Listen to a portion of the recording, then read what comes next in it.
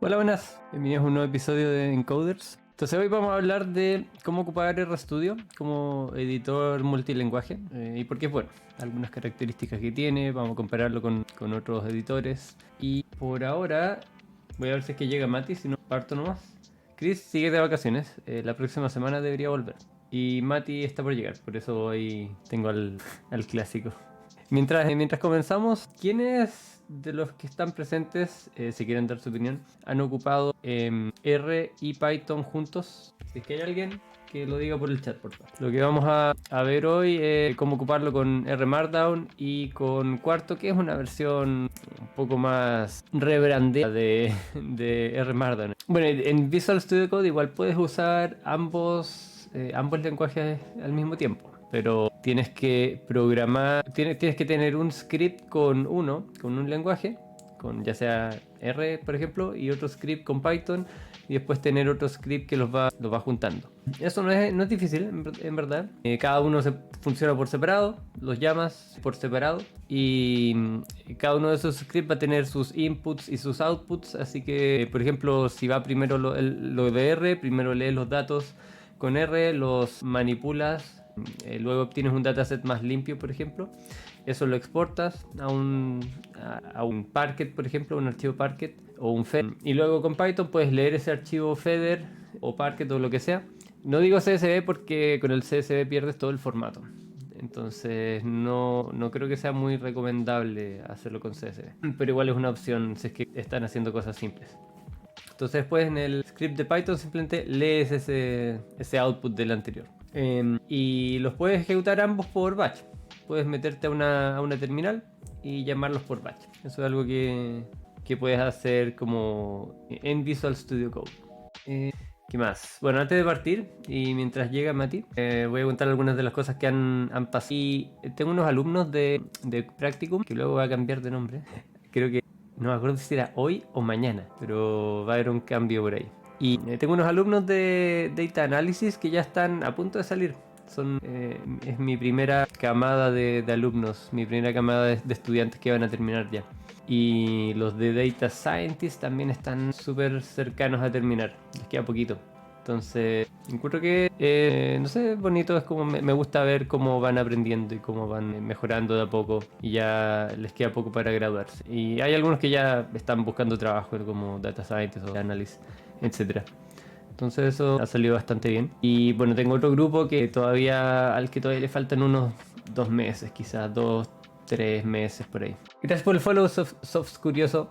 ¿Cómo llegaste acá? ¿Qué es lo que más te interesa? Supongo que te interesan los temas de Data Science, pero ¿qué tema en particular quizás te llama más la atención? ¿Qué más ha pasado? Luego va a haber como un torneo de badminton de práctica y estaba pensando en meterme ahí como participante a practicar con mi equipo y además a hacerle coaching a los que están empezando en la dificultad más baja. ¿Qué tal, amigo? ¿Bien? Bien, bien. Aquí esperando que se vaya uniendo gente antes de comenzar con el tema mismo. Bueno, lo que vamos a hablar hoy va a ser cómo usar múltiples lenguajes en un mismo editor, en particular RStudio. Sobs Curioso dice, pues en general soy un apasionado del desarrollo de software. Ah, bueno, pero con muchas ganas de iniciar en la IA. Bueno, ¿qué lenguajes manejas en desarrollo de software? Y pues todo eso se ve muy interesante. Sí, en general es bien interesante, es entretenido y uno puede lograr... Bueno, hay distintas cosas que uno... como distintas aristas a las cuales uno se puede ir. Uno puede lograr cosas muy interesantes y novedosas. ¿Cómo se llama? Groundbreak, no, ¿sí? Como lo es ChatGPT, etcétera. Pero es poca la gente que llega a hacer eso, porque al final es súper difícil innovar y crear cosas nuevas. Entonces puedes llegar a eso, pero es complicado. Pero también tienes la opción de generar mejoras en eficiencia en múltiples negocios. Puedes mejorar la forma en que se hacen las cosas, optimizarlo un poco. Puedes innovar dentro de una empresa misma, copiando cosas que ya se han hecho en otras partes. Eso es mucho más lograble y es lo que en general hace la mayoría de los data scientists. pero hay algunos pocos que se meten más en el desarrollo mismo de los algoritmos de inteligencia artificial, y ahí eso es más complejo, pero tienes que tener como una base teórica bastante más grande para entender cómo mejorar los algoritmos, cómo crear nuevos algoritmos. Eso es bien, bien complicado, pero es un campo bien interesante. Y si no, tomar los elementos que otras personas crean y aplicarlos a casos específicos es súper útil y también muy interesante, pero es interesante desde otro punto de vista. Entonces ahí tienes que ver, tú dices que la IA es interesante, pero hay muchas formas de verlo como algo interesante. ¿Qué es lo que más les interesa a ustedes aplicarlo en temas de empresas particulares de negocio? ¿O se quieren ir más a la investigación y a la innovación más global? Eso es curioso, dice HP, Python inicial, ya. Llevo 8 meses en bueno, ya 8 meses igual no es tan poco, sobre todo si ya sabía programar en otros lenguajes. Con 8 meses en Python puedes ponerte al día bastante rápido. Ya estoy en web iniciando, pero me gusta data buena. Aparte tengo proyectos. ¿Qué tipo de proyecto estás haciendo, Patricio? Hola McDolphin, ¿cómo estás? ¿Cómo llegaste al canal? ¿Qué es lo que más te interesa del mundo de Data Science? Si alguien tiene alguna duda en particular también la puede preguntar. Ahí le vamos respondiendo a lo largo del stream. Hola Mick, ¿qué tal? Amigo, tú eres docente, tienes una pinta de erudito. No sé si pinta de erudito, pero sí soy docente en un bootcamp. Trabajo bueno, y en la vida en general. Me gusta enseñar, me gusta hacer clases. He hecho clases en la universidad, pero hace mucho tiempo, cuando estaba en la U, hacía como ayudantías o le explicaba a mis compañeros lo típico desde el colegio también, desde la secundaria. Siempre me ha gustado enseñar, compartir los conocimientos y también ver qué saben los otros para enriquecer un poco lo que uno ya sabe. Y actualmente estoy trabajando como Machine Learning en Entel, una empresa chilena de telecomunicaciones, y también estoy trabajando haciendo clases en Practicum, que luego va a cambiar de nombre. Creo que no recuerdo si era hoy o mañana, por eso no lo digo, por eso no digo el nuevo nombre, pero trabajo en esa empresa como tutor, instructor, haciendo clases, haciendo webinars, respondiendo dudas, ese tipo de cosas. Patricia, ese es un proyecto de una plataforma con un dashboard para ayudar a investigar a los inversionistas, si esta retail en empresas y venderas, ya, darles todos los datos que necesiten para que conviene, ya, para saber en qué empresa invertir. Bueno, ¿y cómo te ha ido con el proyecto hasta ahora? McDolphin dice: yo llevo navegando entre los canales de la categoría de desarrollo. Bueno, y justo estoy orientando mi carrera al análisis de datos. Entonces, 10 de 10 cuando encontré tu... Buena. ¿A qué estás orientando tu carrera específicamente dentro del análisis de datos? Data Analysis, Data Science, Machine Learning Operations, Data Engineering o Ingeniería de Datos. ¿Qué área en particular? Emic dice: ¿y trabajas aparte? Espera, ¿qué? ¿Y trabajas aparte de ejerciendo docencia? Ah, sí, lo que decía es que trabajo en Entel como Machine Learning Operations Engineer, y antes estaba como Data Scientist ahí mismo, pero hice el cambio porque en un comienzo, cuando entré a trabajar como Data Scientist, siempre me fui encargando de que los procesos nacen de una manera relativamente limpia y que se puede generalizar lo que uno estaba haciendo. Y al final todo eso es trabajo de un Machine Learning, o sea, encargarse de que la operación de los procesos de Machine Learning funcionen de principio a fin, que funcionen bien. Entonces, sin saberlo, estaba metiéndome en ese tipo de cosas desde que comencé, antes de que le pusiesen como el nombre. Así que ahora me cambié a ese rubro y estoy ayudándole a los equipos de Data Science a productivizar sus modelos, revisando que los códigos que escriban estén bien, que no tenga vicios, que no tengan malas prácticas de código, haciendo code review, diseñando entrevistas de trabajo, rediseñando más bien, porque ya tenemos una, obviamente. Si no, no podríamos contratar gente. Ese tipo de cosas. Me encargo también de la educación dentro del mismo equipo, de nuestra malla de formación interna. Tenemos unas sesiones de compartir conocimientos, de las cuales también estoy a cargo, en donde cada persona habla de lo que aprendió durante la semana o cosas que aprendió quizás no durante la semana, pero que cree que le pueden ser útiles al resto del equipo. Y son reuniones normalmente bisemanales, más bien. Patricio dice, mal tengo solo la idea. Ah, ya, me falta mucho conocimiento, sobre todo en la automatización para que el analista financiero, se me corrija, mucho conocimiento sobre toda la automatización para que la recopilación de datos y el trato de ellos, claro, para que los gráficos se puedan ver y se actualice todo automáticamente. Ya, claro, lo que necesitas ahí es hacer un dashboard de algún tipo. Hay muchas herramientas que te pueden servir para eso. Ahí tienes que ver cuál es la que prefieres usar. Probablemente esto ya lo sabes, pero algunas de las herramientas para hacer dashboard típicas son Power BI, Tableau. A mí me gusta Shiny, que es una de R, que también puedes usar en Python, pero nunca la he usado en Python. Sé que se puede, pero nunca lo he hecho. En Python tienes Dash, que también te puede servir para hacer dashboards que se vayan actualizando constantemente. Dash mezclado con Plotly, etc. Hay muchas opciones para hacer un dashboard que se va actualizando, o sea, que es reactivo. Eso se llama que un dashboard sea reactivo, que reacciona a los clics que tú haces o a los inputs que le das. Puedes mover un slider y se actualiza el gráfico. Eso se llama reactivo. McDolphin dice, yo me voy más para Data Analyst, pero ya ves que en las empresas te toca hacer de todo. Sí, sí. Sobre todo cuando hay una empresa que está partiendo y que no hay mucho equipo de Data Scientists o de equipos que en general trabajan con datos. Ahí es muy típico que te toca ser el unicornio que hace de todo. Uno de los temas más complejos suele ser el procesamiento de datos, el tener los datos listos. De eso se encargan los data engineers, pero a veces no hay un data engineer, que en general no debería pasar. Para mí, a mi juicio, un data engineer es uno de los primeros roles que tú deberías tener en un equipo. Pero en muchos equipos chicos simplemente no hay. Y ahí te toca hacer de todo. Limpiar los datos, subirlos, manejar una base de datos, hacer los modelos, etc. ¿Robo me escucháis? Sí, te escucho. Sí, te escucho. Oh, al fin. Si estabas hablando antes, no te había escuchado. No, sí, estaba con problemas técnicos severos. Puta, ¿por qué? ¿Qué pasó? Y se me escuchaba el audio. De hecho, hice algún chanchullo para poder hacerlo y después se me puso a actualizar el PC. Excelente. Reinicié, le hice la clásica, dije esta más funcional, se me reinició el PC. Después no tenía internet. Tuve que sacar el cable de red. No, mal, pero mal. Ya, Hola a todos. ahí Veo puse que tu Robo cámara. ya estaba conversando con todos. Y estaba a la mitad de un mensaje, espera, deja terminar de leer lo que decía McDolphin. Mucho más ingeniería de datos, claro. En eso estoy. Ahora se supone que estoy como analista financiero, pero he hecho más modelado de datos que me voy a... Pero he hecho más modelado de datos que me voy a envejecer pronto. ¿Te saca canas el modelado de datos? ¿Te estresa mucho? Hola, Pai, ¿cómo estás? El modelado de datos igual es Sí, en general. sí.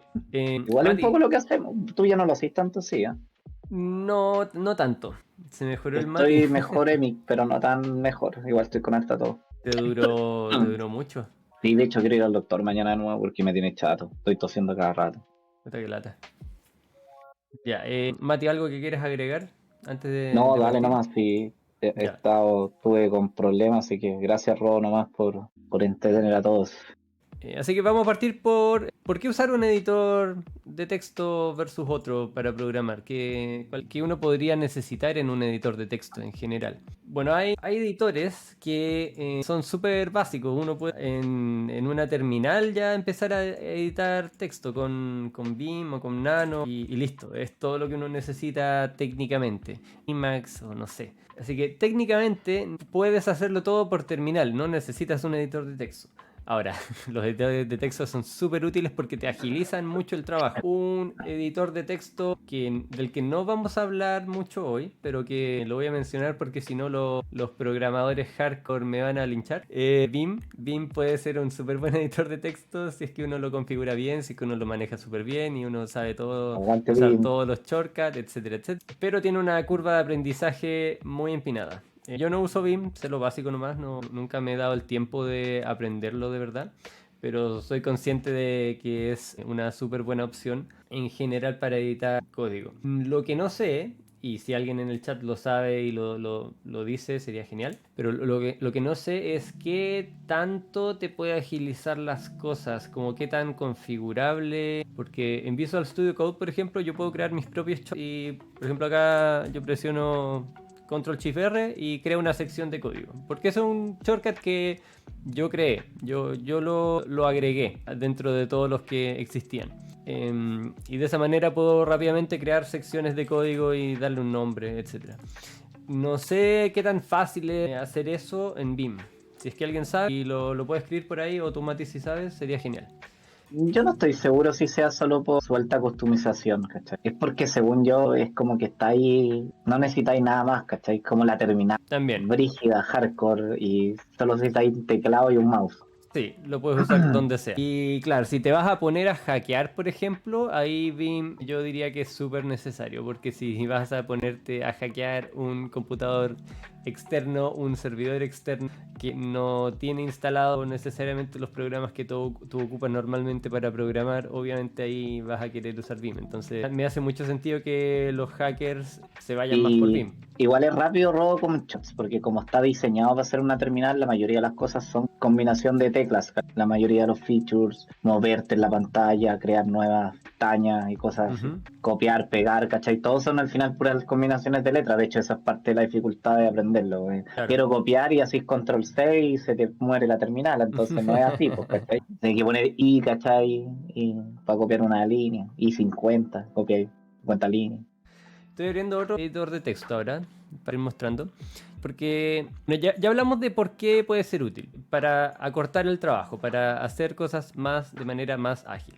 Ahora hay dos editores de texto súper populares para Python. Estos no son los únicos dos, hay más. Yo sé que está Spider también y no sé, muchos más. Voy a abrir Spider igual porque lo tengo aquí instalado para mostrarlo. Pero los que yo escucho más normalmente son PyCharm y Visual Studio Code. Yo uso más Visual Studio Code, no uso mucho PyCharm. Pero algo que quieras comentar al respecto, Mati. Oye, sorry si toso mucho de repente, pero es la parte de mi reacción. Pucha, en verdad encuentro que los dos son bien buenos, los que estáis mencionando, las alternativas populares. Y de Spider me gustaba porque uno lo instalaba con todo. ¿Cachai? Fue el no sé si en verdad es bueno, le tengo cariño más que bueno, ahora que lo pienso. Porque fue el primero que conocí, diría que de Python. No me acuerdo por qué. Aquí está instalando dónde viene. Viene con Anaconda, ya ni me acuerdo. ¿Con qué me viene? Ya. Spider. Viene con Conda, parece. No me acuerdo qué paquete trae, como que te lo trae todo, ¿cachai? Que venga con Y. Conda a mí no me gusta. O sea, sí, pero tenéis cariño, porque cuando yo no cachaba absolutamente nada de nada, como que te instala esa cuestión y te instala todo, pues, ¿cachai? Como que voy a empezar a usarlo sin tener que preocuparte demasiado. Después me fui dando Sí. cuenta que habían otros mejores, pero como que igual le tengo cariño, de alguna forma. Pero independiente si le tienes cariño o no, ¿lo sigues usando? ¿O lo No, ya no, seguirías? no, ¿Lo no, volverías a no lo usar? usaría, ¿Por qué? porque encuentro que los como más profesionales, por decirlo de alguna manera, como PyCharm, más el pagado incluso, o el mismo Visual Studio Cloud, bueno, me estoy inventando programas. Visual Studio Code para mí son mucho mejores, son en general más potentes, más customizables, mejores plugins, mejores todo, ¿cachai? Ya. Claro. Entonces no veo realmente una necesidad de tenerlo, es como cariño nomás a esta altura. Ahí en algún punto igual quiero ser más eficiente, entonces voy por lo más eficiente. Claro. Si alguien opina algo distinto, escríbalo en el chat para qué es lo que opina el resto. Ya, este de acá es Spider. Aquí uno puede, bueno, acá yo tengo un archivo temporal de Python que después puedo guardar en alguna parte. Acá tengo mi espacio de trabajo, mi carpeta en la que estoy. Esto lo seteo aquí con este botón de carpeta. Y acá tengo mi como Python interactivo en donde puedo ir escribiendo cosas y esto después queda guardado. Las variables que uno corre acá quedan guardadas. Si yo escribo import pandas por ejemplo, esto se ejecuta básicamente aquí. Lo que, lo que no me gusta para nada de Spider, y quizás esto es por cómo lo he usado, no sé, es que cuando yo ejecuto cuando le pongo play, como run cell, cuando ejecuto la celda, me ejecuta todo un chunk de código y a veces yo quiero ejecutar solamente A, por ejemplo. A igual a 1 más 1 y yo quiero ejecutar A. Quiero solamente ejecutar A y no me deja, me ejecuta todo el archivo. Entonces, cuando me di cuenta de eso, dejé de usar Spider, lo deseché totalmente. Pero aquí está Run Section or Current Line, es como con el F9. Entonces ahí sí. Entonces, como que hay ciertas cosas que yo estoy seguro que se pueden hacer de mejor forma, pero que como no lo he usado mucho, no me llama mucho la atención. Y que esté esta terminal como interactiva acá no me llama tanto la atención. Acá hace una referencia a una celda. Encuentro que hace cosas como medias innecesarias. Pero es un editor de texto totalmente válido. Hay gente a la que le gusta y está bien. El otro bien típico es PyCharm. Este lo usa mucha gente. Yo no lo uso porque la versión... Bueno, primero es solo para Python y a mí me gusta mezclar más lenguaje, entonces uso Visual Studio Code o RStudio. Pero con la versión pagada tiene muchas funcionalidades, muchas buenas funcionalidades. En particular, necesitas la versión pagada para conectarte a un servidor y poder editar el código que tienes en un servidor a través de una conexión SSH. Eso es súper limitante. Si no tienes la versión pagada, no puedes hacer eso. Y a mi juicio ya no sirve, porque en general nosotros usamos muchos servidores, ejecutamos cosas en servidores. Entonces, si no podemos ejecutar algo en un servidor, no sirve. Entonces la versión gratis a mí nunca me ha servido por eso, por esa limitante específicamente. La versión pagada ahí sí tiene esa funcionalidad, pero lo que yo me pregunto es por qué pagar si puedes usar Visual Studio Code. ¿Qué cosas extra te da PyCharm en su versión pagada que no te daría Visual Studio Code? Yo diría que el soporte robo puede ser. Eso es como... Puede ser. Yo, de hecho, cuando hablaste de pagada, a mí no me gusta mucho el PyCharm, el no pagado. De hecho, creo que usaría Spider si es que tuviese que elegir entre esos dos, entre el no pagado y Spider. Creo que me voy por Spider. Pero la versión pagada es la que me gusta en realidad. Que claro, ahí tiene todos los features como desbloqueados. La otra cuestión como que no se pueden hacer cosas. Y me gusta harto PyCharm igual. Cuando lo he usado me ha funcionado bien. Como que tiene buenas integraciones con todos. Como que siento que esa es su gracia. Como que es gente dedicada como a que la cuestión funcione bien con Python, ¿cachai? En términos generales, como cualquier cosa que funciona bien. Visual Studio puede requerir un poquito más de tú mismo estar buscando las cosas, ¿cachai? Claro. Un ejemplo simple, por ejemplo, me costó en Visual Studio, igual me costó harto poder mostrar los data frames, ¿cachai? Más interactivamente, en PyCharm igual viene directo. Y bueno, en Spider también, casi. Bueno, en Spider ya estoy confundido, hace 2 años que no uso esto. Sí. El otro, el que solemos usar más entre nosotros. Y bueno, acá es cosa de instalar las extensiones adecuadas y listo. Puedes usar Python, ¿cierto? Y puedes instalarle muchas otras extensiones para mejorar tu experiencia de trabajo. Por ejemplo, yo tengo extensiones para los comentarios, para que cuando escribo to do en un comentario me cambie de color y me lo muestre más vívidamente, sea más fácil encontrar los lugares en donde uno tiene que hacer algún cambio, o quizás los lugares en donde hay algún tipo de duda. Por ejemplo, aquí era asterisco. Si es que tengo como algo importante que quiero destacar, importante, lo pongo con otro color, etcétera. Hay distintos tipos de símbolos para poner distintos tipos de comentarios. Un error también lo puedo escribir en rojo para que se vea más. Eso hace que esto de acá, que a veces uno ejecuta en Jupyter Notebook, aparezca rojo, pero porque aquí hay un signo de exclamación. Pero todo esto es súper configurable. Uno puede decir, no quiero no quiero usar ese signo de exclamación para denotar lo importante, sino que quiero usar, no sé, 2 signos de exclamación, o el otro, el invertido, etc. Entonces es cosa de buscar acá la extensión correspondiente y editarla de tal manera que haga lo que tú quieres que haga. La que estoy mostrando acá es la Better Comments. Better está acá. Y estos son como las configuraciones por defecto que vienen. Pero uno le puede agregar más configuraciones. Yo recuerdo que le había agregado una, pero no recuerdo en este momento cuál era la que no estaba antes. Matt Duffin tiene un comentario que te lo leo, dice: ahora VS Code es generalmente lo que más se usa también cuando va a aprender a programar. Claro. De los cursos que he realizado siempre han sido codificando sobre VS Code. ¿Por qué creéis que eso no? Es que es muy genérico, te sirve para todo. Acá vas a las extensiones y buscas, no sé, C.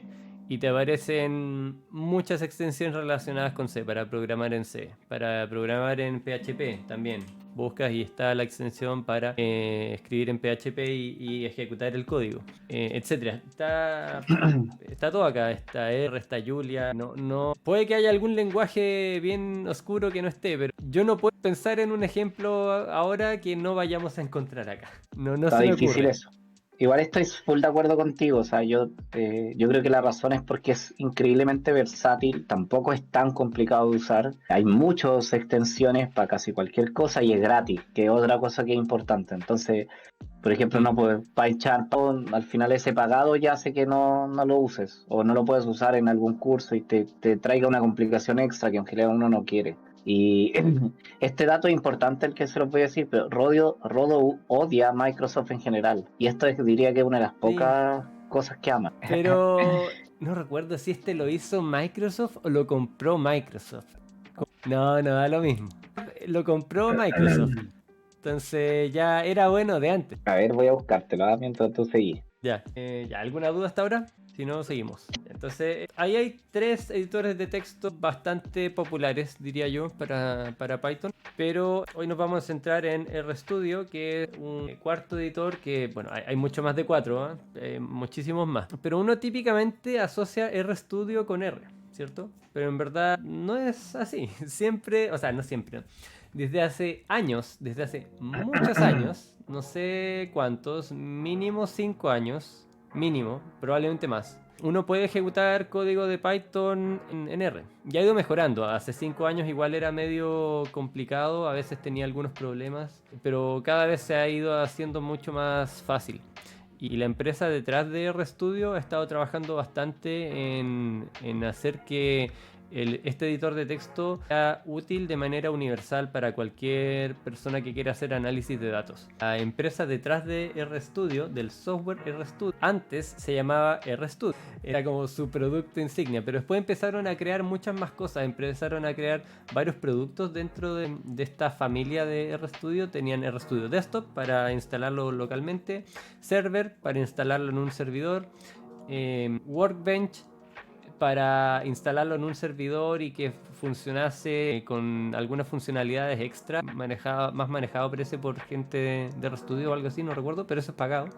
Los otros dos anteriores son gratis, lo puede usar cualquier persona. También está RStudio, no me acuerdo, Colab quizá, no me acuerdo. Había uno que te permitía compartir archivos con otras personas y trabajar en paralelo. No recuerdo en este momento si era el Workbench o era algún otro más, etcétera. Tienen varios productos que en general se llaman RStudio algo. ¿Sí? También la misma gente desarrollaba muchas librerías de R. Desarrollaba en particular muchas librerías de Tidyverse, que es como el grupo de librerías de R más conocido y más útil en general. Y gracias por el follow, Gera Moles. ¿Cómo llegaste aquí al canal que te salió sugerido? Ya, entonces las personas que eran de RStudio estaban muy metidas en R sobre todo, pero igual eran usuarias de Python. Igual querían mezclar cosas, había cosas que se hacían en Python y que se hacían mejor en Python, entonces querían mezclarlo. Entonces empezaron a trabajar para poder incluir código de varios tipos acá. Entonces ahora voy a hacer un archivo Markdown rápidamente para mostrarles. Para un segundo robo, para Sí, hacer la pregunta que dije que iba a buscar, lo ¿ya? desarrolló. Más o menos en el producto desarrollado por Microsoft, cosa que no es Buena. muy común. No. Y gratis, que eso es menos común, Sí, pero eso sí, es. esto es así.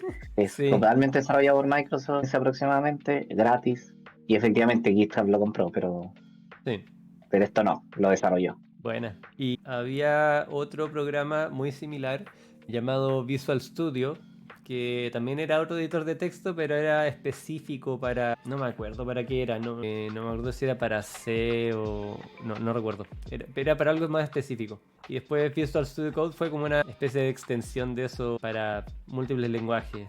No sé por qué. ¿Alguien en el chat ocupa Visual Studio a secas? Y si lo ocupan, ¿para qué lo ocupan específicamente? ¿Por qué uno querría ocupar Visual Studio en vez de Visual Studio Code? No estoy seguro. Ni siquiera sabía que C existía el Sharp. otro. Ya, ok. Espera, con Buenas.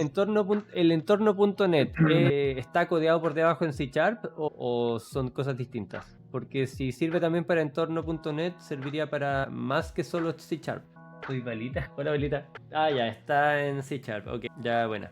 Ya, entonces, volviendo al tema, aquí tenemos un archivo de R Markdown, es un tipo de formato que se abrevia con MD de Markdown, el típico normal. Y la R antes es para indicar que es un archivo de Markdown que junta código de Markdown con código de R.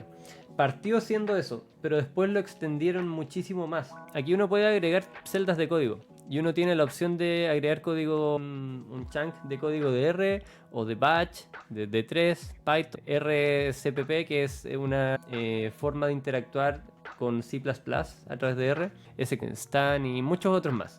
Uno puede poner muchísimos más lenguajes, Julia, etcétera. Entonces, si yo pongo acá una celda, ups, me equivoqué. Bueno, da lo mismo. Acá le pongo Python y le ejecuto y listo, me da algo. Si le pongo import pandas, ahí está. Tengo una Me importa acotación, pan, ¿sí? que me quedo dando vuelta de una de las cosas que yo alguna vez te he escuchado ¿Ya? muchas veces, porque ahora voy a hablar de RStudio un poco más profundo para llegar a RMarkdown, ¿no es cierto? Sí. Y creo que alguna vez hablamos de Visual Studio cada uno en el canal, ¿o no? No estoy seguro. De Visual Studio Code me parece que sí, de algunas extensiones. Creo que sí. De alguna a mí también me parece que alguna vez hablamos. La cosa es que una vez te escuché decir, y concuerdo contigo, que como que mencionaste que RStudio podía ejecutar Python. En Visual Studio Sí, también podía ejecutar R, ¿ya? sí. Pero es una de las pocas cosas en que cuando uso RStudio y uso Visual Studio, en realidad extraño bastante RStudio. Ujú. Como, como para R, y tú lo dijiste una vez, como que R como que medio sobrevive porque existe RStudio, ¿cachai? No, Que no por otra cosa. R base es una mierda. Como interactuar con R base, programar en R en un script así, sin editor de texto, es una mierda. Y lo puedes hacer mejor con Visual Studio Code, pero con RStudio es tremendamente fácil. Todo es demasiado directo, con tantos shortcuts que tiene, te agilizan muchísimo el trabajo, se ve más bonito, etcétera. Y por eso solo quería agregar que para mi experiencia alguna vez que sí he usado los dos, yo he usado el Visual Studio para ejecutar R, si eso lo he hecho más, porque no sé, a veces tengo tomado la terminal y uso, no sé, por alguna razón estoy usando R, y en realidad lo extraño harto, y siempre me acuerdo de ti ahí cuando digo, oye, en realidad R Studio es una cuestión maravillosa, ¿Sí? comparado a otra cualquier otra cosa que intente correr R. N dice, ¿qué opinan de Julia? Me decían que Yo, eso fue hace un par de años. Yo no lo odio, pero ¿por qué lo odias, Mati? ningún motivo racional. Ya, entonces da lo mismo. No me gusta nomás porque como que me ha pasado, como que he sentido que cada persona que me habla de Julia me habla como si estuviese vendiéndome la última chupada del mate, como se dice acá, como lo mejor de lo mejor o que no sé, el futuro, la revolución y cada vez que lo he intentado usar, como que me voy más decepcionado que feliz, ¿cachai? Y no, pero que dale tiempo y ya igual esto fue hace años que me lo dijeron, entonces no sé ya cuánto tiempo quieren para la cuestión. No, que el lenguaje simbólico, que no sé qué, y al final no, nunca he visto mucho que el científico que corre más rápido, no he visto ni una de las supuestas como ventajas que me prometían. Entonces al final terminé odiándolo nomás falsamente, tampoco es que lo odio realmente, pero no lo encuentro nada, ¿cachai? Como que prefiero usar Python o R de toda la vida, ¿cachai? Hasta que realmente quizás Julia sea una revolución y en verdad alguien, no sé, le dedique tiempo, saque un super editor, ¿cachai? Algo le Y, falta, no sé qué. y eso no va a pasar hasta que la gente lo ocupe. Entonces es como un círculo vicioso. Alguien tiene que meterle muchas horas a documentar más, a crear mejores herramientas, a integrarlo mejor con editores, etcétera, etcétera, para que la gente lo empiece a ocupar y después cuando la gente lo empieza a ocupar salen más dudas y el Stack Overflow se empieza a poblar más, etcétera, etcétera. Entonces ahí es donde uno ya puede empezar a usarlo como de la nada, me parece. Pero al comienzo las herramientas como no tienen tanta documentación, uno mismo tiene que arreglar con los problemas y uno mismo empieza a crear los primeros posts en Stack Overflow para que después le ayuden al resto en el futuro. No sé, yo no he usado Julia en verdad, lo he visto un poco, pero no lo he usado en verdad, así que no sé qué tan avanzado está eso. La documentación yo creo que es como lo más relevante para que la gente lo empiece a usar. Y en cuanto a la velocidad, no sé qué tan rápido sea, pero escuché que hay otro lenguaje, Rust, que es tan rápido como del mismo orden de magnitud que C, y ese creo que puede ser bien útil en el futuro, pero de nuevo no lo he usado mucho. Solo sé que la gente que ha usado Rust ama Rust, porque si tú te equivocas en algo y te sale un error, Rust te dice cómo solucionarlo de verdad, no te dice un error fatal aquí, no... Y listo, arréglatelas, error código 911. No, Rust te dice, este error pudo haber sido provocado por esto. Trata con esto. Cambia esto de acá por esto. Este código no es Python, es Rust. Cambia esta sintaxis de aquí a acá. No sé, cosas así. Vi un video de cómo alguien escribía un código en Python, en Rust, lo ejecutaba y solo gracias a los mensajes de error lograba hacer la versión de Rust de ese mismo código. Lo Mira, encontré Patricio dice fenomenal. que Rust es hermoso. Yo ese no lo he probado, la verdad. Pero si dicen que es hermoso y todos están coincidiendo, debe ser hermoso. Pero Si es que ves, nosotros dale. teníamos un compañero que llamaba Julia, pues, ¿te acordáis? De trabajo. Sí, Raúl, Y sí. yo por eso lo probé, porque, o sea, pero lo probé, te estoy diciendo así como una tarde, es todo lo que he probado, no es mucho ¿Ya? más. Pero no encontré nada maravilloso, ¿cachai? No, como que no senté, como que me tinca que así como están comentando, veo Rust y en volada lo digo, oh, esto está bacán, ¿cachai? Como que algo me genere ese... Todo sigue siendo marketing igual, hay que recordar que estas cosas se venden y se compran como todo. Así que igual tenéis que como de entrada si te quieren enganchar a algo ofrecer, po, en cierta medida. No, no tiene Rust. O quizás se escribe de otra manera. No creo. Ya. Entonces, acá, Patricio dice Rust es sumamente rápido, sí. En desarrollo web está pegando mucho Rust. Buena, por la Rust. Genial. Yo he visto que ha estado pegando de a poco en algunas burbujas en el área de MLOps, porque ahí también es necesaria RAP a veces, dependiendo del modelo, dependiendo del tipo de modelo que tengas. A veces necesitas que se ejecute muy rápido para que se ejecute en tiempo real. Y ahí puede ser súper útil hacer las cosas en Rust. Si haces cosas que se tienen que ejecutar una vez al mes, quizás no es necesario, no vale la pena, pero dependiendo de tu necesidad, de qué tan rápido necesites los resultados del modelo, puede que sea bueno invertir en aprender Rust. A mí me gustaría aprenderlo, pero no es algo, no sé, el próximo año quizás, no sé. No sé en qué momento voy a tener tiempo para aprenderlo de verdad. Pero me gustaría en algún stream venir a mostrar un poco de eso. Pero aplicado a algo de data science, porque sé que hay, no sé, el programador GT, por ejemplo, suele usar, me parece, Rust y Go, creo, según recuerdo.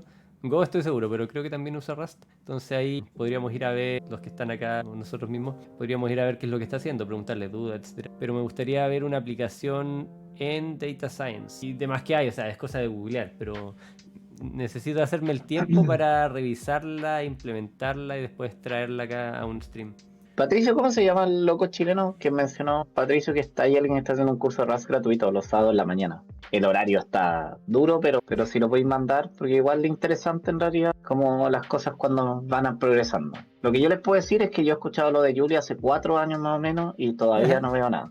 Y yo sigo prefiriendo aprender Python o R cuando elijo qué aprender. Yo he escuchado lo de Julia hace 6 años. Aceptar que en algún momento no pegó nomás.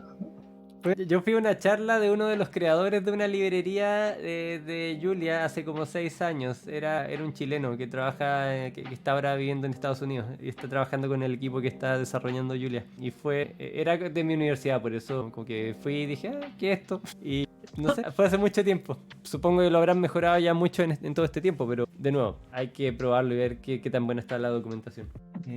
Aprender Rust. Ya lo voy a revisar. Gracias. Espera, es un link de Telegram. Ya, bueno, ahí reviso. Ya, sigamos. Entonces, acá uno puede incluir muchos lenguajes y la gracia es que tú puedes tener, volvamos a Python, acá, a ver, quiero sacar un código ya hecho. Esto de acá, y voy a copiarlo todo y voy a poner el código acá. Y aquí arriba voy a dejar ese código de R que simplemente hace un summary de una tabla y hace un plot. ¿Sí? Entonces ahora voy a ejecutar este otro código Veamos si es que tiene algún error. Quizás falla algo. Hasta ahora no ha fallado nada. Excelente, no falla nada. Entonces aquí te muestra todo el output. Te muestra el output del código, te muestra los gráficos que hiciste. Y ahora lo voy a guardar como... Y ahora cuando hago clic en Init, lo que hago es generar un documento, que en este caso es HTML, por como está seteado acá. Aquí arriba le doy el tipo, como el formato. En este caso le estoy diciendo que me lo exporte a un HTML, pero puede ser otro tipo de archivo. Y si le hago clic en Init, va a generar este archivo HTML con todo junto. Con el Markdown, que está escrito acá, que el que viene por defecto, no lo cambié. El código de R, más código de R, el código de Python. Puedo ponerle código de batch entre medio. Puedo hacer que el código se ejecute o no se ejecute, etc. Y todo eso me lo va a generar en un solo único documento, que es el que está acá. O sea, ahí está el output y el código de Python, y abajo no sé por qué las imágenes se rompieron acá, pero ahí todo puede estar condensado en un solo reporte. Es muy útil para hacer reportes esto. Otra cosa que uno puede hacer es ejecutar código de Python puro. Así simplemente uno va acá a nuevo script, y en vez de ponerle script de R o script de R Markdown, uno va acá abajo y le pone Python script. ¿Rodo? ¿Sí? Como para dar un poco en contexto, porque sé que voy a responder, no sé si lo voy a contar ahora, pero quiero saberlo yo ahora. ¿Para qué usáis tú más esto? ¿Qué cosa? ¿Qué es esto? R Markdown, sobre todo. Para hacer reportes. Reportes ya sea periódicos o de un solo punto en el tiempo, para cualquier tipo de reporte. ¿Sí? Mira, para todo lo que alguien normalmente usaría Jupyter Notebook, yo ocupo R Markdown. Esa es como una respuesta bien en resumen. Yo no ocupo Jupyter Notebook, lo detesto, lo odio, creo que es lo peor. Y ya voy a explicar por qué. Vamos a tocar algunas diferencias y por qué para mí eso es tan importante. Hola, Yero. ¿Cómo estás? No sé si es Yero o Jero. No sé, la primera o la segunda. ¿Cómo llegaste acá al canal? Ya, entonces, otra opción es simplemente crear un archivo de Python. Y acá ya tengo uno creado. Lo único que hice fue copiar y pegar un código que tenía de una de mis clases. Y corre normal, como cualquier otro archivo. Uno presiona Control Enter acá y te ejecuta el código. Y por defecto, esto es algo que lo encuentro terrible en Visual Studio Code. Terrible. Cuando uno ejecuta una línea de código en Visual Studio Code y uno presiona ya sea Control Enter o Shift Enter o el comando que tengas por defecto, te ejecuta la línea y el cursor se queda acá arriba. Se queda acá. Y yo digo, ¿pero por qué? Ya lo ejecuté. No quiero ejecutarlo de nuevo. Baja, por favor. Y tú puedes setear eso. Yo en mi Visual Studio Code, cuando yo ejecuto una línea, el cursor baja. ¿Sí? Eso lo tengo yo seteado, pero es porque yo fui y lo configuré. Porque Visual Studio Code es genial y te permite configurar ese tipo de cosas. Ahora, si es que alguien tiene dudas de cómo lo configuré, hay una extensión que se llama Macros. Macros, esta, Automated Actions with Custom Macros. Y si vas acá a preferencias, no sé, preferencias Keyboard Shortcuts, y abres el archivo JSON que está acá arriba, Open Keyboard Shortcuts.json. No se ve porque está tapado, pero es este que está acá, este botón de acá. Si hacen clic ahí, van a abrir este JSON que tiene los shortcuts que ustedes mismos configuraron, los shortcuts personales. No los que ocupan las extensiones por defecto. Todos estos son personales. Yo los agregué. Y acá, por ejemplo, tengo Ctrl-Shift-C, que hace el comando editor action, o sea, hace dentro del editor de texto, hace una acción que se llama comment line, o sea, me comenta una línea. Cuando el editor de texto está siendo focuseado, o sea, cuando mi cursor está en alguna parte del editor de texto, y cuando el editor no está en modo solamente lectura, ¿sí? Porque si está en solo lectura no puedo escribirlo. Entonces, si pasa eso, yo comento una línea, que en el fondo es hacer eso. Eso lo hago con Ctrl-Shift-C. Eso funciona gracias a estas líneas de acá, ¿sí? Y así tengo muchas otras. Tengo muchas otras, ¿sí? Todas estas son comandos personales. Y con el Control más Enter tengo dos. Tengo una que ejecuta Python en la terminal, y tengo otra que viene de macros. Está acá. Macros, Python, exec, selection and cursor down. O sea, esto de cursor down hace que el cursor baje. Entonces así Yo uno también puede... tengo esa macro a todo esto, esa misma. Es muy útil, es demasiado útil. Yo no podría vivir sin ella. Jero pregunta, porque dice que tiene 15 años y quiere aprender programación y dice Ah, por bueno. ciencia de datos, ¿para qué? Te cuento un poco que estamos viendo lo de RStudio, estamos haciendo R Markdowns, que de hecho gran parte de una vida de un data scientist es hacer reportes, resultados, mostrar análisis exploratorio, así que es bien útil tener algo que te permita mostrar eso de repente. Como dice Robert, lo hace de manera periódica en esos reportes, eso estábamos viendo hoy en específico. Después la pregunta si recomendamos empezar directamente con Python o aprender la teoría y algoritmos primero y luego el lenguaje. Le voy a dejar a Robo que responda, la verdad. Yo también tengo mi opinión de eso, pero que Robo responda. Ya, mira, depende de a qué te quieras ir. Por lo que dices, por lo que dices en tu comentario, yo supongo que te quieres ir por un lado más práctico. O sea, como estás pensando en estudiar ciencia de datos o back-end, supongo que es porque te gusta la programación. Entonces, yo creo que te saldría mucho más fácil y natural partir por Python, partir entendiendo cómo se ocupa Python de manera básica, partí escribiendo algunos códigos para analizar datos de manera exploratoria, sin hacer modelos, ¿no? Eso déjalo para después.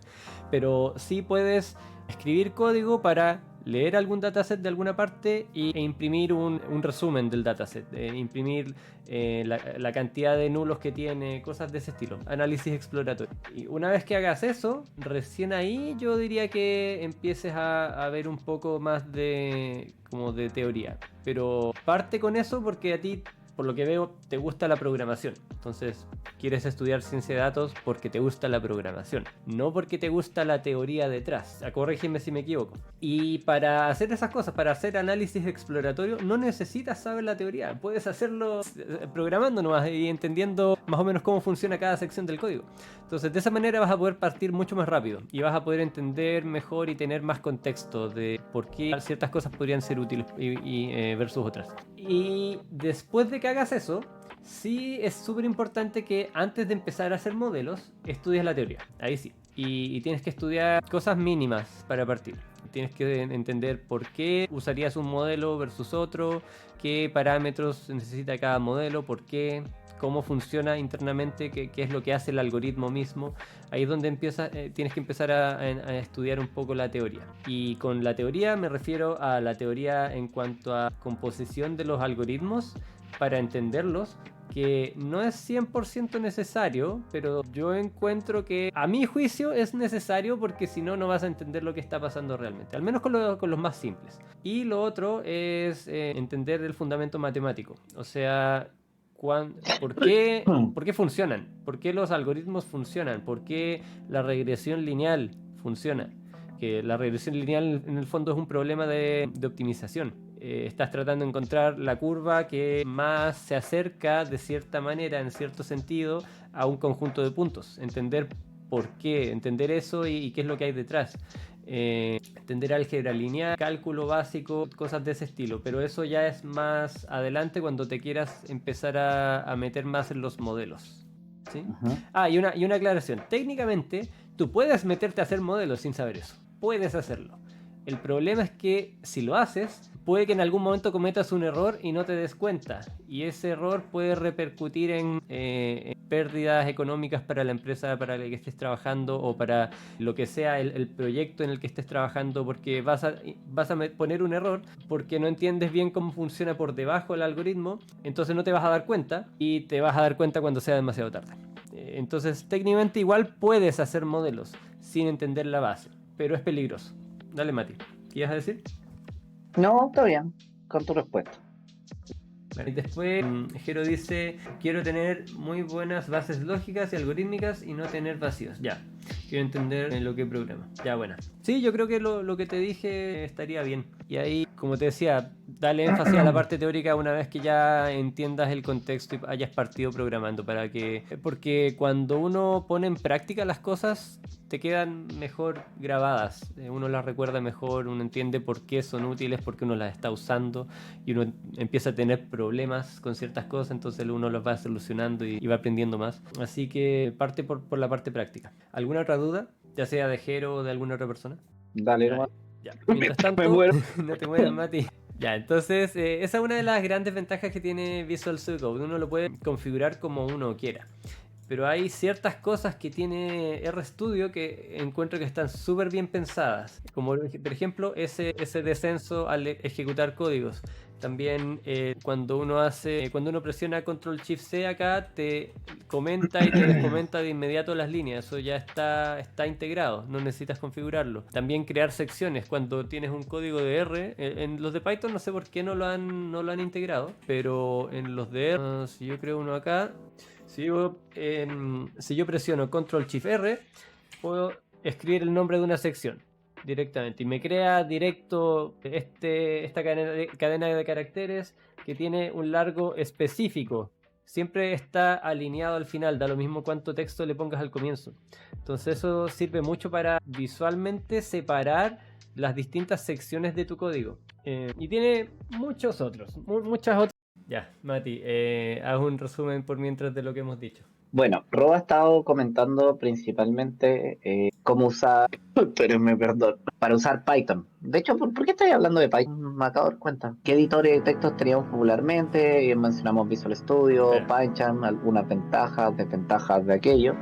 Y terminamos en una que no es muy conocida, pero que es la no típica de R, que es RStudio. Y con R Markdown en particular, que estábamos viendo en el último momento. Que es como una especie de extensión, yo no sé qué es técnicamente, pero es una cosa que uno puede crear como unos chunks y pone ahí y se ejecuta el código en lo que quieras. Y es muy bacán, porque mezcla como Markdown con R y todo lo que puedas hacer con R. Por ende, lo que puedas hacer con... También mostré unas cosas bien útiles de Visual Studio, como hacer shortcuts, y has discutido un poquito de lo importante que era, o sea, como lo bacán que podía llegar a ser como herramienta. Ya, ahí Y ya ahora veo tu tengo todo pantalla. de vuelta configurado, creo. Entonces, ¿en qué estábamos? Estábamos en que uno puede crear un archivo de Python aquí en RStudio y ejecutarlo de manera normal. Uno de los shortcuts típicos que hay acá, que yo ocupo mucho todo el tiempo, es el Control Alt B. Y lo que hace eso es ejecutarte todo desde el comienzo hasta donde uno está parado. ¿Sí? Lo ocupo todo el tiempo. Y uno puede ver muchos más shortcuts. Si uno va aquí a la varita mágica, uno puede ver los que hay para Python, que son poquitos por ahora.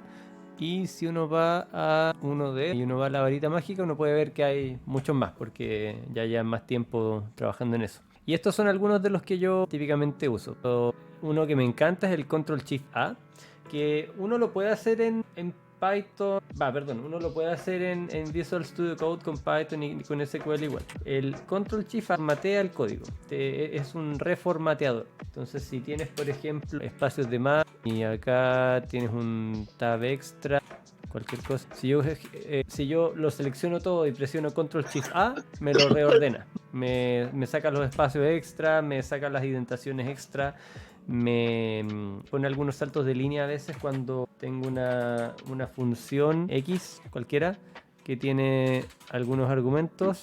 Digamos que tiene muchos argumentos. Si es que yo presiono Control Shift A, me la reordena y me pone los argumentos bien alineados de manera que sea súper fácil de leer. Y tanto esto de esa forma como de esta forma va a ejecutarse de la misma manera. No va a cambiar en nada el código mismo, cómo funciona el código. Pero sí cambia mucho en cómo se ve y cómo se lee. Hace que tu código sea mucho más legible.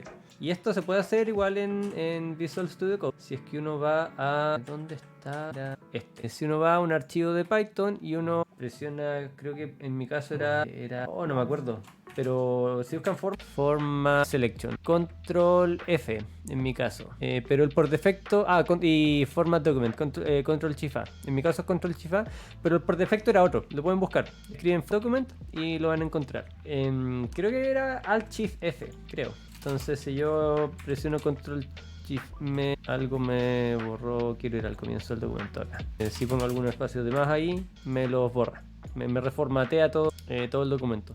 y me lo formatea. Si uno está usando Python, me lo reformatea usando PEP 8 por defecto. Y ahí va a depender de las extensiones que uno tenga de nuevo, porque uno puede instalar una extensión de SQL. Voy a crear un archivo de Buscar agua por Robin, por mi ejemplo, internet. dale, SQL, y acá puedo escribir una query cualquiera. Esto, si yo presiono Control Shift A, me lo reordena de esa manera. Al hacerlo en SQL, lo que uno está haciendo es usar otro formateador. Y eso va a depender de las extensiones que uno esté usando acá. Si presionan Control Shift, Alt Shift F me parece que era, si formatean el documento una primera vez y les dice no hay formateador disponible, les va a decir por lo general, ¿quieren instalar etcétera? Y de esa manera pueden reformatear todos sus documentos. A mí me gusta mucho usar eso para múltiples lenguajes en Visual Studio Code. Pero para R en particular, prefiero mucho más el que ya viene en RStudio, que no funciona para otros lenguajes. Si yo presiono Control Shift A, aquí no hace nada. No me lo corrige. Entonces, hay cosas que todavía tienen que mejorar. Pero hay otras que igual funcionan 100% para Python y son súper buenas. Entonces tenemos formas de ejecutar archivos de Python a través de RStudio, a través de un chunk de código en R Markdown o en algún notebook, que ya vamos a ver qué son los notebooks porque son distintos, a través de un archivo .py cualquiera, o a través de una llamada de consola, por ejemplo por la terminal. Si yo voy a mi terminal, aquí estoy en mi terminal y veo que hay acá, me puedo meter a... Ah, no, esto no quería estar acá, quería estar en la anterior. Esta. Yo puedo ejecutar ¿Vos te podéis correr un poquito para ver? Sí, lo siento. Ahí está. Python 3. Si yo ejecuto Python 3 y luego... Ah, no, aquí creo que necesito el Python.exe. Tengo distintas versiones de Python porque uso distintos ambientes. Unos ambientes son de Linux, otros ambientes son de Windows. Entonces, por eso hay varios Python. Hay 9 quizá por ahí, no recuerdo. Me parece que no tengo el 9, etcétera. Ya, pero voy a usar el Python.exe, que es el de Windows, y voy a darle some myopia model.py. Entonces ejecuto eso por la terminal y me va a ejecutar todo el script. Este script puede tener inputs y outputs y me va a imprimir todo, me lo va a ir ejecutando de a poco. ¿Qué ese modelo Pause 1? En el conjunto de entrenamiento. Overfiteado al máximo. Al máximo. Sí. Entonces, uno podría crear un script de cualquier cosa, de Batch o de Python o de R, que orqueste todo esto, que los vaya llamando. Y uno va llamando cada archivo por separado a través de comandos de la terminal, ¿sí?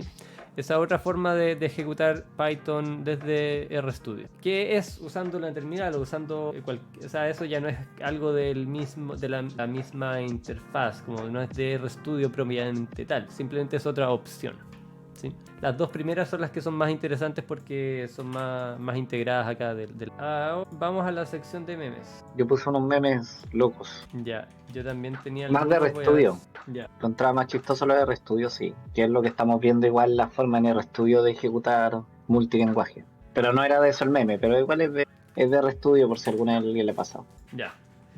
Diablos. Yo no sé dónde están los memes que tenía. Voy a buscarlos de nuevo. Anda diciendo los tuyos, anda comentándole por qué son relevantes. El primero es solo Shrek, que escucha están enanos, sí, pero todos los que han usado RStudio le ha parecido esa cuestión de RStudio que te mata todo y es una lata, weón. Y a veces pasa, no sé, por memoria, nunca sabía bien por qué pasa, pero la cuestión pasa y a veces como que tenía un código que no funciona y a cada rato parece que se muere la sesión. Dale al otro, ¿no? Sí, es cuando en general se queda pegado, sí. Ya. Bueno, este es autoexplicativo, Sí. solo un weón dice bien, típico. Sí, Le lo comentó al principio. Sí, lo comenté. Dale, ¿por qué pusiste ese? Nada, me dio risa nomás, fue como que igual parecía Data Scientist cuando lo tenía. Eso nomás. Y McDuffin pregunta en su experiencia que es necesario saber usar varias IDE, por ejemplo, si me siento cómodo. Ya. ¿Qué? Es que se estaba escuchando algo de mis clases, el audio de mis clases. Hay que censurarlo. Ya, dale. O por ejemplo, si me siento cómodo con VS Code, no me afecta nunca haber usado RStudio, dirán que algo necesario para saber usarlo. En mi opinión, no es para mí un decidor de nada saber usar una IDE o no. Creo que es más a gusto del consumidor. Si te gusta VS Code, lo sabes usar a la perfección, yo creo que no deberías tener ningún problema en ningún lenguaje. la verdad. Yo suelo probar algunos que son populares. Por ejemplo, sigo programando, a pesar de que uso harto Visual Studio Code, sigo programando en RStudio, como dije, porque me gusta harto. Y para todo lo que es R sigo usándolo. Entonces, si en algún momento quieres probar uno que es popular, si está en R, por ejemplo, podría aprenderlo, pero es como más por si te gusta y crees que te puede ser más beneficioso al final. Si no, no sé si vale la pena. Yo creo que es útil, pero no es necesario. No. Si sabes usar bien un editor, basta. El tema es que cuando uno sabe usar bien un editor, a veces uno no sabe que necesita ciertas cosas. Por ejemplo, si yo no hubiese usado RStudio antes, no sé si me hubiese dado cuenta tan rápido de todo lo que extrañaba que el cursor bajase después de presionar control enter. Y para mí es algo como demasiado obvio. Es como, ¿por qué no está? Pero si usas solamente una IDE, no te das cuenta de eso. Lo mismo en RStudio. Si no usase Visual Studio Code, no me daría cuenta de lo útil que es para mí tener comentarios de distintos colores. Y eso es algo que extraño en RStudio. Entonces, cada editor de texto tiene sus pros y sus contras. Y hay algunos que te permiten configurarlos un poco más para que hagan lo que tú quieras. Y lo puedes hacer, pero para hacer eso necesitas saber qué es lo que extrañas, qué es lo que te sirve, que no está ahí. ¿Sí? Acá dice lo que se siente en algunos editores. Me gusta más la forma en que visualizan las cosas. ¿En qué editor? ¿Qué editor te gusta más? Me acomodan más. Datos, variables, debugging, claro. Sí, eso es importante de un editor de código. Y esta es una de las que había encontrado yo, que encuentro muy cierto. No me gustan los argumentos, como las peleas entre comillas de R versus Python. Son dos herramientas y es bueno usarlas juntas. Se puede usar juntos. Entonces, ¿por qué no hacerlo? ¿Por qué no aprovechar lo mejor de los dos mundos? Y ahí es donde RStudio, en parte, también hay otras IDEs que sirven, pero ahí es donde RStudio sirve mucho para juntar todo esto, juntar lo mejor de ambos mundos. Y la compañía detrás de RStudio, tanto antes, que se llamaba RStudio, ya no se llama así. Se cambiaron de nombre. Ahora se llama POSIT. ¿Por qué? Porque hace ya varios años han estado trabajando en crear un ambiente de trabajo multilingüe para trabajos de análisis de datos. Ese es como su objetivo con el software de RStudio. Y por eso le cambiaron el nombre a la compañía, para desligarse un poco de R. Igual R es el foco principal, es de donde surgió, pero no es lo único. Entonces ahora se llaman POSIT porque están enfocados en... Bueno, POSIT significa... no me acuerdo qué significa exactamente, pero era algo así como un descubrimiento importante. Entonces se llaman así porque quieren ayudar a generar descubrimientos importantes a los data scientists o data analysts, etc.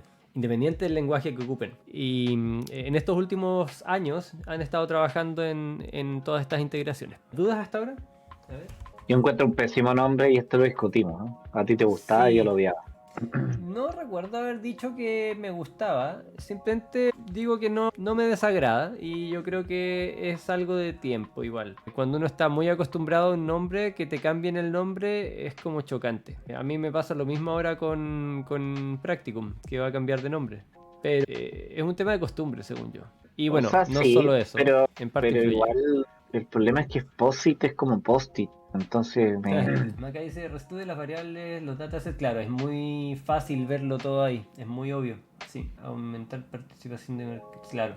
El Warner dice, hola, disculpen, nada que ver, pero Tableau es interesante para aprender. O sea, siempre, si algo es interesante o no para aprender, siempre va a depender de qué es lo que quieras hacer con ello. Si quieres hacer Dash, si necesitas hacer muchos Dash y no sabes ninguna otra herramienta, Tableau definitivamente es útil, es bueno aprenderlo. Pero hay muchas otras herramientas, tienes que ver tú cuál es la que más te gusta. Yo aprendería varias, yo aprendería Power BI y alguna otra... yo aprendería Quizás QuickSight de Quizás WS. QuickSight, sí, quizás QuickSight. Y si es que quieres tener algo más custom y quieres meterte un poco más como en el código, te recomiendo Shiny o Dutch. Shiny para R, Dutch para Python. Entonces ahí va a depender de cuál te guste más de todo eso y cuál supla mejor tus necesidades. pero Tableau es definitivamente una herramienta que podría suplir tus necesidades. Entonces te recomiendo aprender lo básico, pero no te quedes solo con eso. Al comienzo, cuando uno está eligiendo una herramienta para embarcarse en un aprendizaje largo, creo que es importante probar distintas herramientas y ver cuál es la que más te gusta, la que más va a suplir tus necesidades. Y una vez que uno determina eso, darle duro a esa y estudiar mucho esa y dejar las otras de lado, habiendo aprendido lo básico para tener un contexto mínimo. ¿Qué opinas, Mati? ¿Algo que agregar? No estoy de acuerdo. Igual así en corto encuentro Tableau interesante, por algo es más una de las populares y conocida, porque hace algunas cosas Claro. bien. Yo no lo he usado tanto, pero las veces que lo he usado, que ha sido muy pocas y así casi de probar, se veía bastante bien. Ya, entonces, esas son, ahí hablamos de algunas ventajas de RStudio, todos los shortcuts que tiene, si uno se va acá a Code y Run Region, aquí uno tiene más shortcuts para correr distintas regiones, acá más shortcuts para comentar, para correr, hay una acá en la varita mágica que te permite hacer documentación, como crear un template de documentación, por ejemplo, ¿cuál era? Creo que era el F. Ese era el find. Control Alt Shift R. No tengo. No me acuerdo. Tendría que crear una función más como decente. Pero uno puede crear el esqueleto de la documentación súper fácil, etc. Uno puede desarrollar paquetes acá, bien sencillamente también. Uno puede ver los plots. Esto es algo súper útil también, que no está por defecto en Visual Studio Code y en Jupyter Notebook, etc. El poder ver los plots aquí mismo, encuentro que es demasiado útil y lo extraño tanto cuando ocupo VS Code, poder moverme entre todos los que voy generando, hacerle zoom si es que quiero la ventana emergente pero que por defecto no me salga, los puedo exportar directamente acá, limpio todo esto. Esta sección de plotting que te agarra todos los outputs que uno está sacando por lo general a ventanas emergentes, los manda acá a la sección de plots. Si uno ocupa Jupyter Notebook te los imprime abajo, pero a veces uno no quiere imprimirlo abajo, uno quiere simplemente ver un código como un plot nomás y listo, y no dejarlo impreso en el documento. Y eso me lleva por qué los Jupyter Notebooks son tan nocivos. Cuando uno tiene un Jupyter Notebook, uno... Debería haber un comentario aquí, esos como de los canales, que dice: las opiniones aquí vertidas son exclusiva responsabilidad de quienes las emiten. Yo no odio tanto los Júpiter, por si acaso, lo digo. Ya, Todos lo odian mucho más que yo. sí. A mí tampoco me gustan del todo, la verdad es que no soy fan, pero no los detesto. Aquí se me quedó pegado del notebook. Tuve que reinstalar Python, así que probablemente algo se jodió acá. Pero cuando uno ejecuta una celda, te sale el output acá, ¿cierto? Ese output que te sale está escrito en un código JSON por debajo. Voy a ver si encuentro uno. Por aquí tenía... Mati, habla de eso por mientras busco un ejemplo. Ya, una de las cosas por las que la Rodo odia los Jupyter es que porque está ese JSON, como que esa cuestión se va modificando cada vez que así como algo. Entonces, por ejemplo, cuando lo quería integrar con Git es un culazo, no se entiende nada, como que lo comiteáis es una cuestión horrenda, no es como el código que uno querría ver. Y es súper molesto, en verdad. Como que no sirve comitear los malditos Jupyter, en verdad es como cualquier cosa. Sí. Y se Acá, modifica como medio atincada de él también, ni siquiera sé bien cómo se modifica. entonces, acá tenemos un archivo cualquiera de un Jupyter Notebook y tiene celdas que no están corridas, no están siendo corridas. Pero si acá yo lo abro, Open... No me aparece Reopen Editor with Text Editor. Aquí. Esto es en verdad un Jupyter Notebook. Esto es lo que está por debajo. Y cuando uno ejecuta una celda acá, lo que uno está haciendo es agregar más líneas acá en el archivo que quedan permanentemente. Entonces cuando uno lo comitea, uno sube eso a los repositorios que uno esté usando Git o usando cualquier sistema de control de versiones que hay que usar. Cuando uno trabaja con código hay que usar algún sistema de control de versiones. Entonces se comitea mucha basura, se te empieza a llenar el repositorio de pura basura, de puros cambios que uno va haciendo en distintas iteraciones y también puedes subir datos o subir contraseñas o subir otro tipo de información sensible, así que es terrible. El hecho de que los Jupyter Notebook guarden la información en el mismo archivo es lo que los hace terribles. Esa es la fuente de muchos problemas. Acá, en cambio, cuando uno ocupa R Markdown, uno no tiene ese problema. Yo acá puedo tener mi output aquí, pero si yo voy al archivo R Markdown, lo que veo es el código que generó el HTML. El código solamente se ocupa para generar un HTML que se guarda en un archivo distinto. Son dos archivos distintos, tu archivo de output y tu archivo de input de código. Eso lo hace muchísimo más limpio. Y puedes hacer las mismas cosas y más, porque aquí no estás forzado a usar un kernel. En Jupyter Notebook tú eliges tu kernel y ejecutas todo con ese kernel. El kernel es la versión de, como el tipo de código que vas a estar usando, que puede ser Python o Python 3.9 o Python con el ambiente virtual específico que está en tal parte, etcétera. O también puedes ejecutar R en Jupyter Notebook o Julia, etcétera. Pero tienes que elegir un kernel. Acá no. Acá tú no necesitas elegir un kernel. Tú solamente dices, quiero ejecutar el código con este lenguaje o con este otro lenguaje.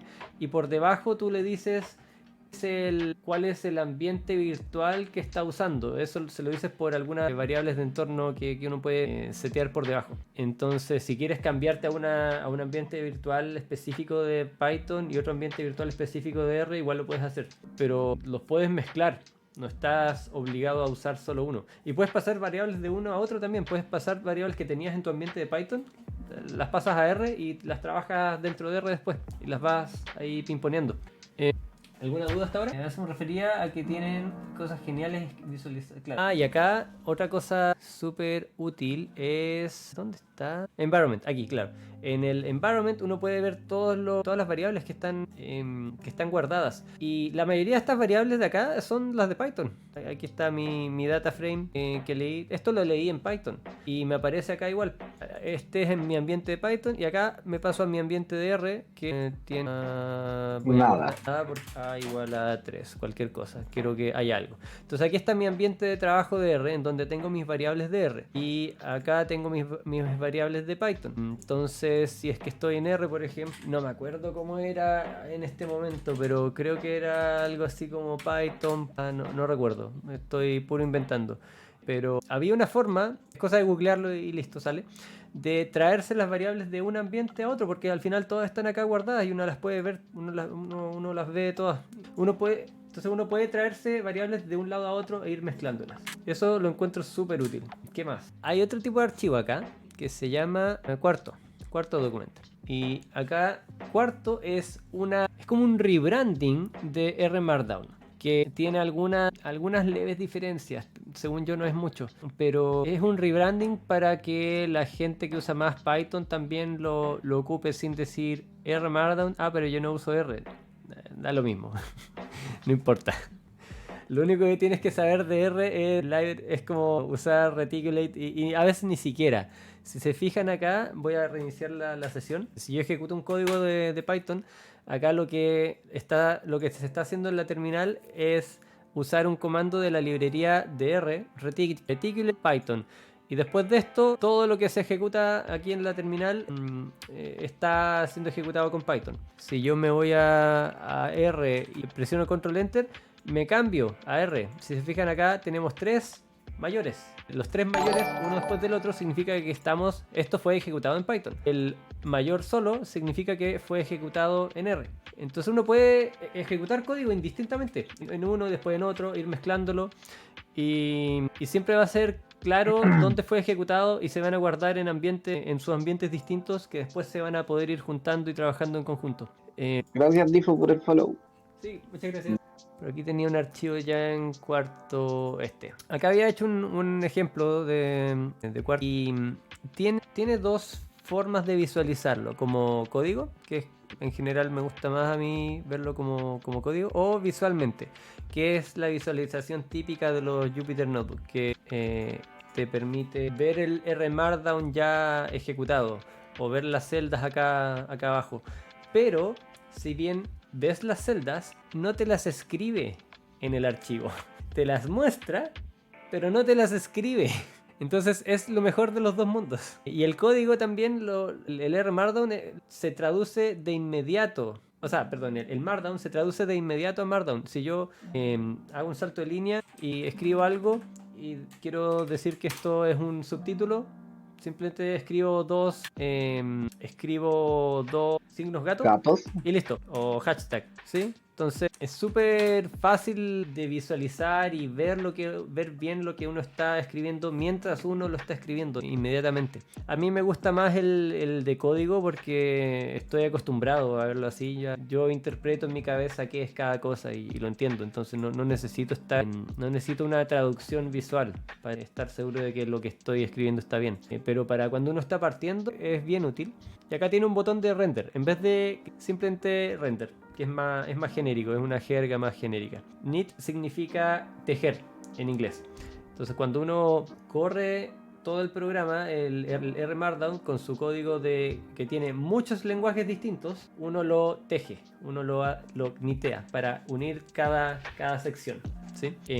Acá le cambiaron el nombre y le pusieron render, pero es básicamente lo mismo. Cuando uno crea un archivo de cuarto, aquí cuarto documento, uno puede decir qué engine usar, el engine de Knit o el engine de Jupyter.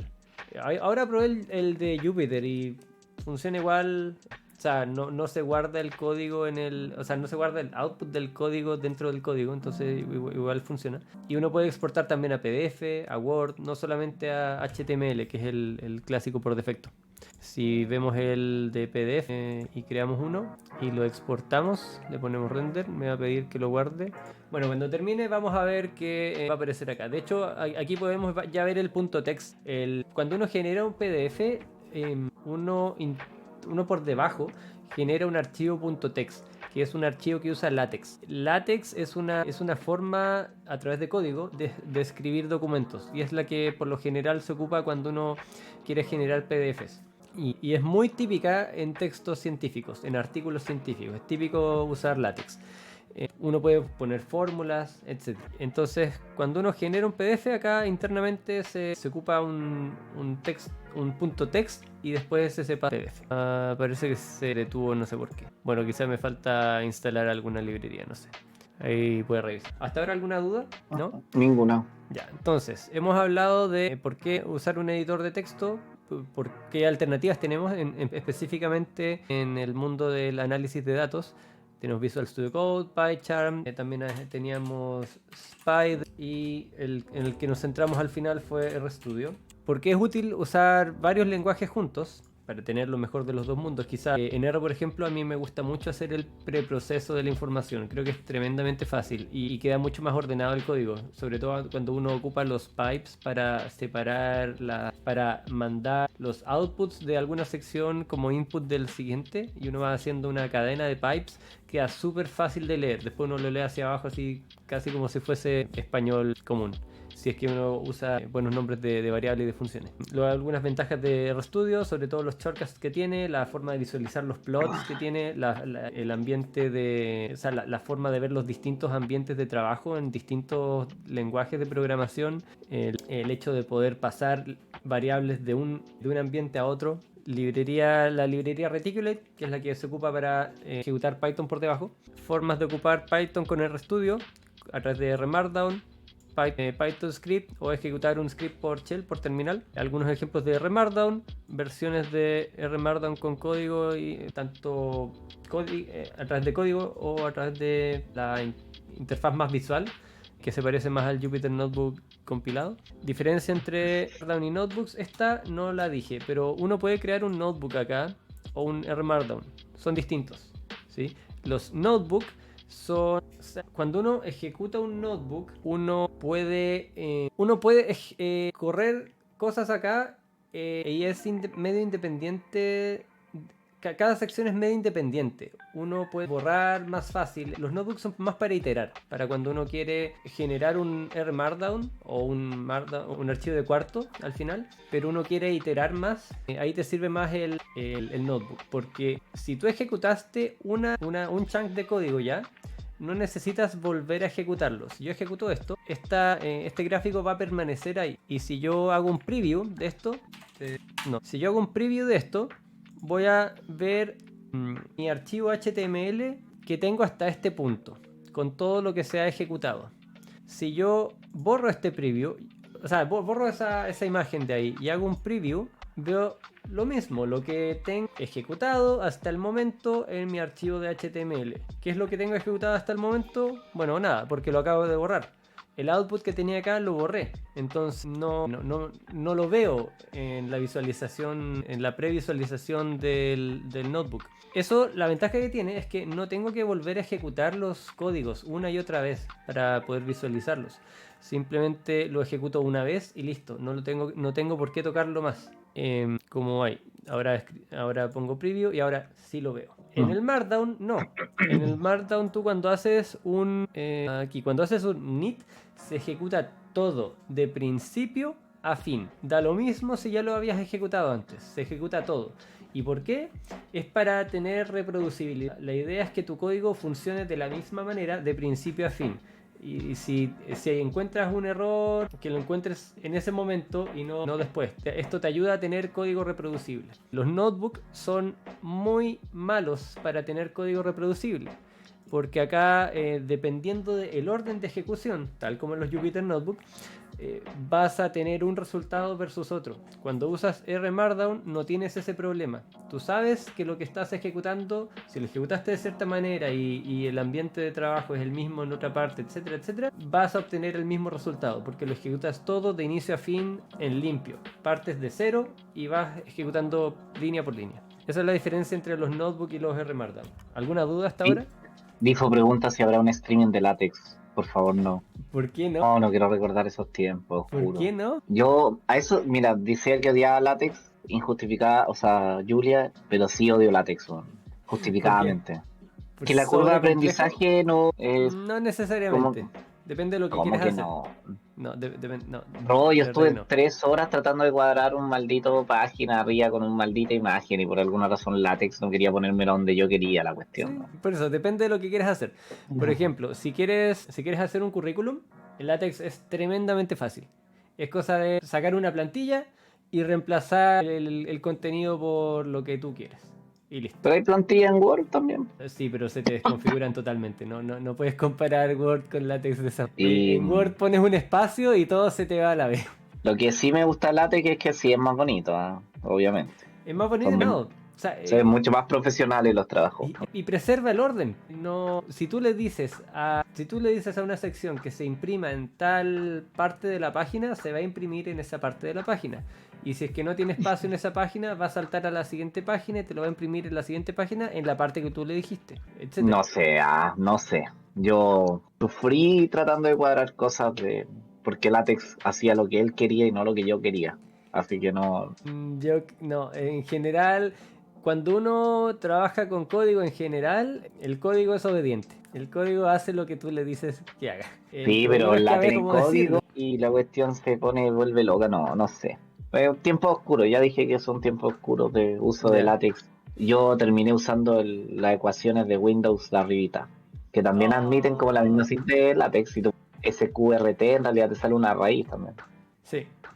Ya, pero quizá en el futuro hagamos uno, pero claramente no lo va a dirigir Mati. No, sí valaría. ¿Sí? Sí, o sea, en mi opinión sí no es tan, nunca lo he considerado algo tan necesario, como en datas. Más académicamente, sí, probablemente. Pero porque ahí todo usan látex, onda, tenéis que es una cosa que tenéis que aprender si te vais a dedicar a la academia. Látex sí va sí o sí, no tenéis ninguna Sí. posibilidad ahí. Y hacer las presentaciones en esta cuestión, ¿cómo se llaman? Beamer también. Sí. Sí o sí tenéis que usar esas dos herramientas. Yo vengo de la academia, así que me acuerdo igual de todas las cosas. Por eso sufrí usando látex. Mi tesis está hecha en látex, igual. Sí. Entonces, ya tocamos el punto de la diferencia entre RMarkdown y los notebooks en general, algunas diferencias entre RMarkdown y los Jupyter Notebook y por qué los RMarkdown son superiores, según yo, qué es Quarto y qué es POSIT, y con eso ya cubrimos todos los temas. Si es que alguien tiene alguna duda, dígalo en el chat y si no ya vamos a ir cerrando. Veamos a McDuffling dice: Microsoft debería sacar algo como clic derecho y además aplicar látex. Sí, sobre látex. Sí, Igual desde ese tiempo existen interfaces más bonitas para látex, unas que te van compilando en vivo para que uno como que no tenga que estresarse, que tienen como, en vez de aprenderse todas las fórmulas, que tengan como para seleccionar las fórmulas, ¿cachai? Pero que la cuestión la transforma en látex, así real, por debajo. Siempre han habido como formas de mejorarlo y lo único que termina pasando para mí es que uno se termina aprendiendo igual las cuestiones vía puro código y programáis todo a puro código como a los hardcore, ¿no? Overleaf también es una excelente herramienta. En realidad mi currículum está escrito en Overleaf también. Sí, siempre critico y al final lo hago igual, sí. ¿Ah? O usa Sí, el látex. látex. Y mi currículum está escrito ahí. Así que. Sí. Sí, por eso digo que lo critico y lo he usado mucho. Usé mucho látex en un tiempo. Por eso lo termino odiando. Porque tengo anécdotas que recuerdo lo detestable que me parecía. Que era como, no sé, pues estaba haciendo una tarea que mi profesor la exigía mandar en látex. Y estaba ya cansado, ¿cachai? Entonces ya la había terminado. Y después me quedaban horas de escribir la cuestión en látex. Y era como, oh, y si lo pudiese mandar en cualquier otra cosa, una hoja de texto, estaría listo, ¿cachai? Y no, tenía que escribir ahí, la weá no se centraba. En ese tiempo no era tan bueno el látex, así que más encima lo hacía mal, con unos márgenes de como 2 millones de centímetros por cada lado, tenía como un espacio solo al centro, no, mal. Y bueno, mi profesor en realidad nos obligaba para que aprendiéramos. Esa era la verdadera razón. Por eso lo exigía el látex, porque él decía que teníamos que aprender látex. Al menos lo básico. ¿Cómo? Al menos lo básico. Sí, tampoco es tan difícil lo básico. No, no, sí es fácil. Sí, se pone difícil cuando quieres ponerte muy específico en dónde quieres que vayan las cosas. Ahí sí se pone difícil. Pero lo básico en verdad es súper fácil. Y bueno, ahí les puse los links al Discord y al canal de YouTube por si acaso quieren unirse ahí y conversar o poner dudas en Discord, poner memes, lo que sea. Ya. Eso sería todo. Muchas gracias por participar. Muchas gracias a los que pasaron a saludar. Muchas gracias a los nuevos followers. Y nos vemos la próxima semana, como todas las semanas,